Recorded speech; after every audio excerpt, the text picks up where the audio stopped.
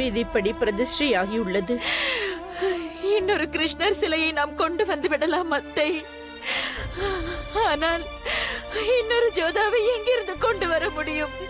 அவளுடைய மதுர கானத்தையும் கீர்த்தனைகளையும் நான் எப்பொழுது மீண்டும் கேட்பேன்? எப்பொழுது கேட்பேன்?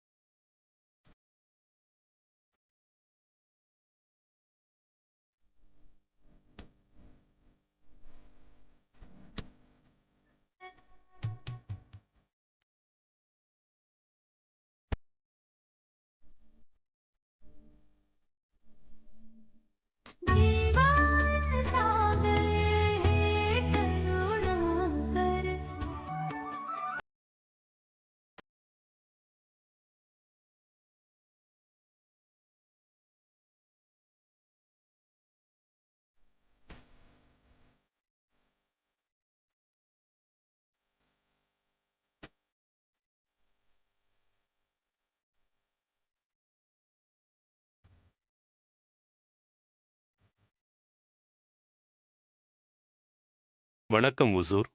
அனைத்தும் பரிமாறப்பட்டு விட்டது.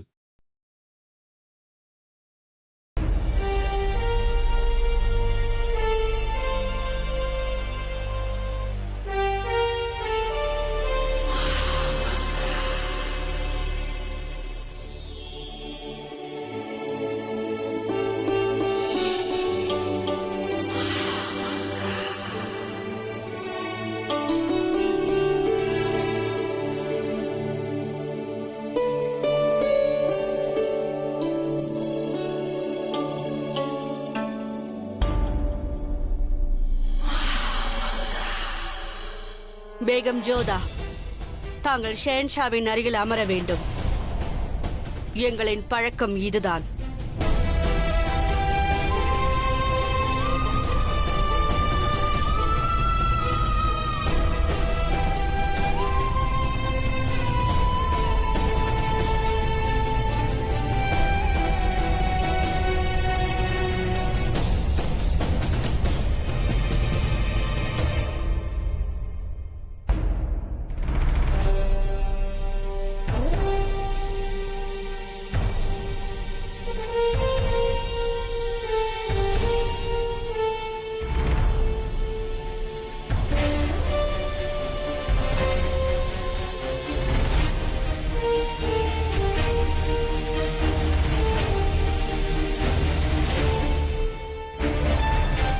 ஷகன்ஷா,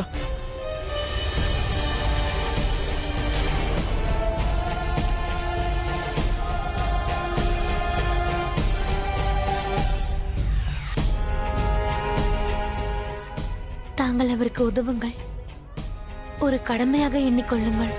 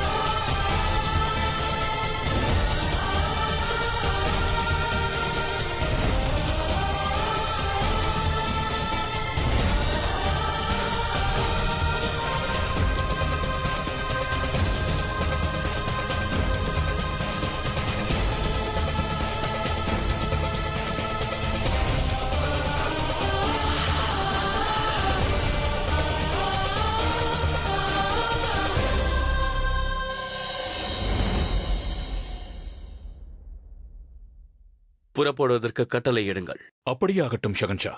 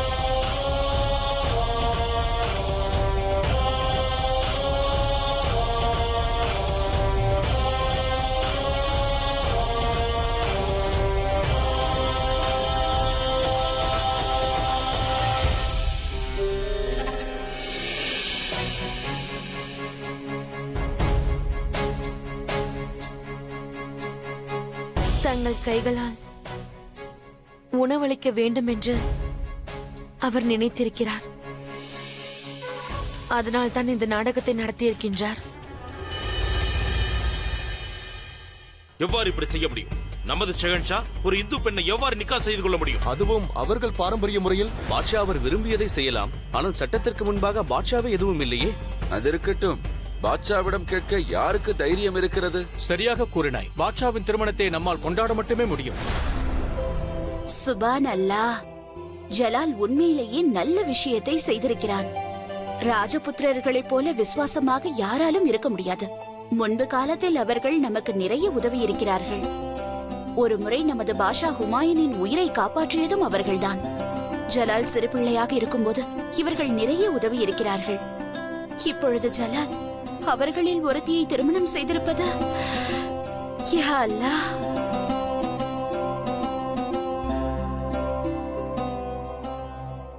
ஹுதாவின் அருளால் தான் இது நடந்திருக்கிறது. ஷேர்ஷா சூரி நம்மை தாக்கிய போது, அனைத்தையும் எடுத்து சென்ற போது, அந்த அமர்கோட்டின் ராஜா பீர்சால் தான் எங்களுக்கு அடைக்கலம் கொடுத்தார். நட்புறவை நிலைநாட்டினார். அது மட்டுமல்லாமல் எனது ஜலால் பிறந்ததும் அங்குதான். குழந்தை எவ்வளவு அழகாக இருக்கின்றான் பார். ஒரு இந்துவின் வீட்டில் பிறந்த முதல் முகலாய பாலகன். வேண்டுமானால் பார், இந்த பாலகன் முகலாயர்களுக்கும் இந்துக்களுக்கும் ஒரு பாலமாக இருக்க போகிறான்.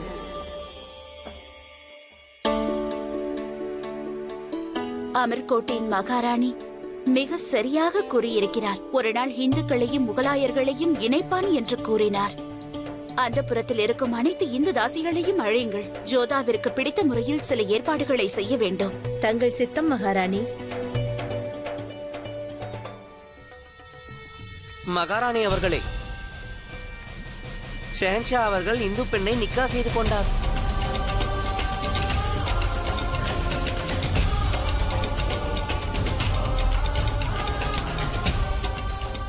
ஹோஷார் கான், விளையாடும் போது இடையூறு செய்தால் எனக்கு பிடிக்கவே பிடிக்காது. வேடிக்கையாக இருக்கிறது. இப்படி ஒரு செய்தியை கேட்ட பிறகும் தங்கள் முகத்தில் கவலையே இல்லையே. என் முகத்தில் எதற்காக கவலை இருக்க வேண்டும்? ஷெஹன்ஷாவை என்னை விட அதிகமாக யாரால் அறிந்து கொள்ள முடியும்? அவருக்கு ஒரு புது பொம்மை கிடைத்திருக்கிறது. விளையாடுவதற்காக கொண்டு வந்திருக்கிறார். சில காலம் சென்றால் அவள் மீதும் வெறுப்பு வந்துவிடும். அந்த புறத்திற்கு அவர் எத்தனை பொம்மைகளை வேண்டுமானாலும் கொண்டு வரட்டும். அதனால் எனக்கு என்ன கவலை? அவருக்கு பிடித்த விளையாட்டு சதுரங்கம் என்பது எனக்கு தெரியும். அதே போல் அவர் விரும்புவதும் இந்த ருக்கையாவை தான். அது மட்டுமல்ல, அவரும் அந்த புறத்தில் தான் இருப்பாராம். அப்படி என்றால் செல், போய் அவரது அறையை தயார் செய். ஜலாலுக்கு தேவையானவற்றை நான் தான் பூர்த்தி செய்வேன். அதே போல் அந்த பொம்மையையும் நான் தான் பார்த்துக் கொள்வேன். இடையூறுக்கு மன்னியுங்கள் பேகம் அவர்களே. ஷெஹன்ஷா அவர்கள் அந்த புறத்திற்கு வருகிறார். எங்களுக்கு விடை கொடுங்கள் மகாராணி. ஷெஹன்ஷா அவர்களை வரவேற்பதற்கு தாங்கள் செல்லவில்லையா? அவசியமில்லை. எப்பொழுதும் போல் ஷெஹன்ஷா அவர்கள் என்னை தேடி இங்கு வருவார். நிச்சயம் வருவார். ருக்கையா பேகம்.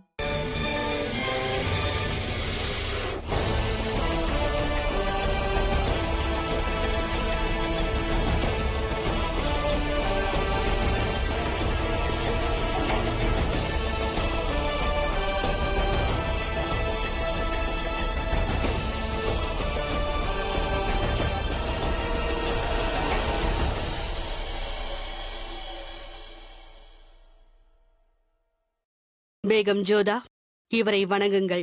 இவர்தான் இந்நாட்டின் மகாராணி ஷேன்ஷாவின் தாயார்.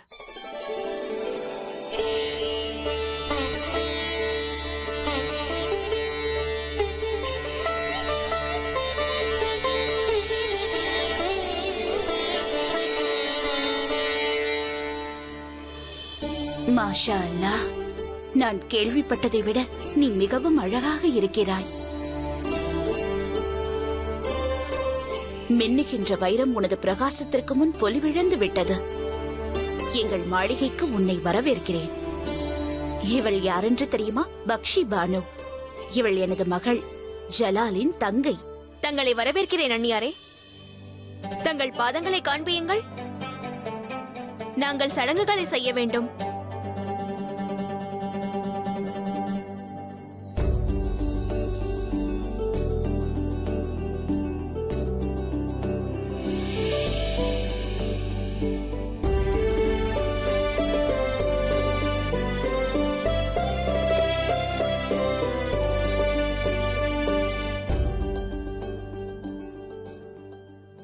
संहार संहार पगधारो पधारो मंगल द्वारे ओ दुल्हिन रानी पधारो संहार संहार पगधारो पधारो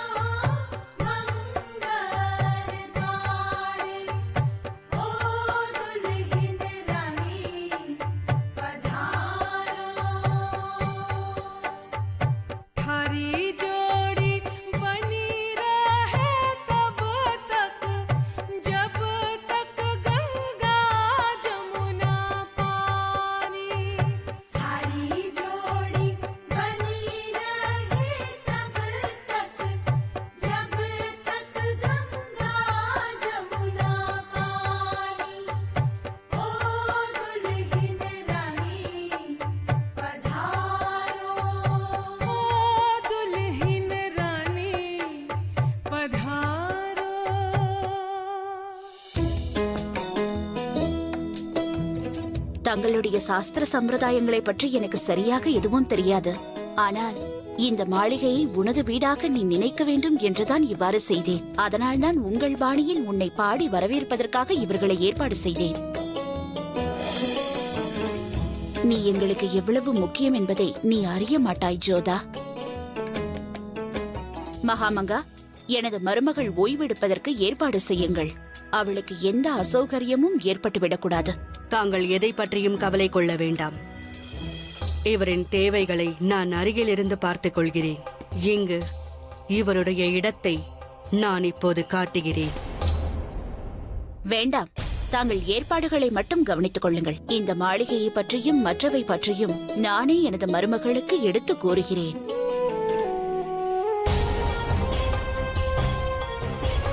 இனி உங்கள் திமிர் அடங்கிவிடும். இனி நீங்கள் ஒரு இந்து ராணியின் முன்பு கை கட்டி நிற்க வேண்டும்.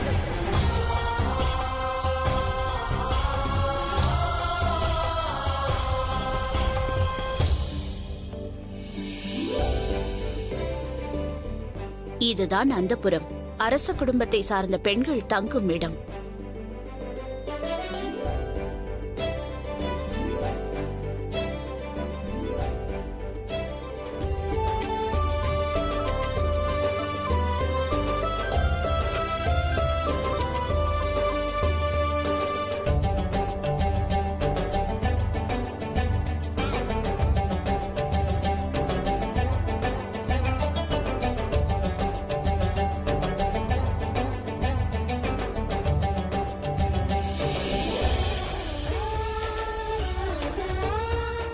வெற்றி அடைவேன் என்றீர்கள், இம்முறையும் தோற்றுவிட்டீர்கள். ஆதா பேகம் சாய்பா. இவர் தானே அந்த புது பேகம்? சென்ஷாவின் பேகத்தை வரவேற்பதற்காக நாங்கள் தாம்பூலம் வைத்திருக்கிறோம், எடுத்துக்கொள்ளுங்கள். மிக்க நன்றி. எனக்கு இந்த பழக்கம் இல்லை. அவ்வாறென்றால் பேகம் சாய்பா, தங்கள் விருப்பத்தை கூறுங்கள். ஜோதா பேகம் இதே அந்த புறத்தில் தான் இருக்க போகிறார். இவரது விருப்பம் என்னவென்று போக போக நீங்களே அறிந்து கொள்வீர்கள். தற்சமயம் இவர் ஓய்வு எடுத்துக் கொள்ளட்டும்.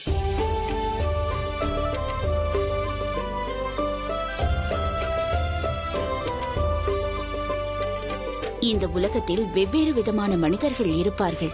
அதையெல்லாம் நாம் கண்டு கொள்ள வேண்டிய அவசியமே இல்லை. சிலரது பேச்சை சட்டை செய்யாமல் இருப்பதே நல்லது. இவர்கள் அனைவரும் யார் என்று நீ தெரிந்து கொள்ள வேண்டுமா? சிலர் ஜலாலின் பேகம் ஆவார்கள், ஒரு சிலர் அடிமைகள்.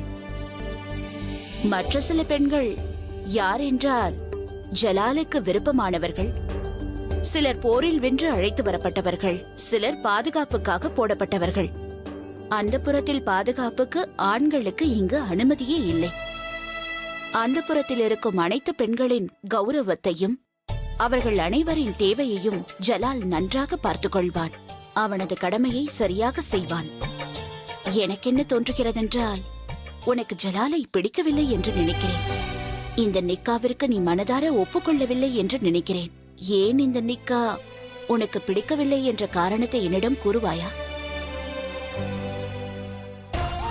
கருணை இல்லாதவனையும் இதயம் இல்லாதவனையும் திருமணம் செய்து கொள்வதற்கு யார் அங்கீகரிப்பார்கள்?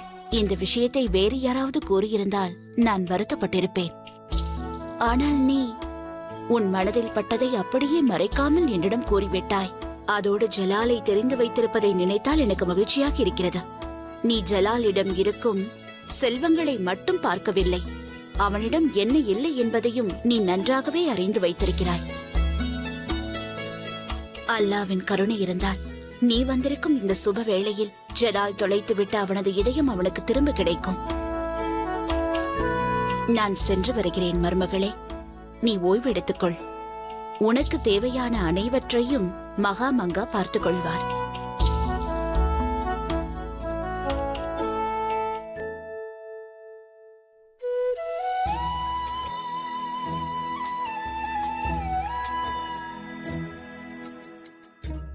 இது என்னுடையது. இது என்னுடையது. ருக்கையா பேகம் எனக்கு தான் கொடுத்தார்.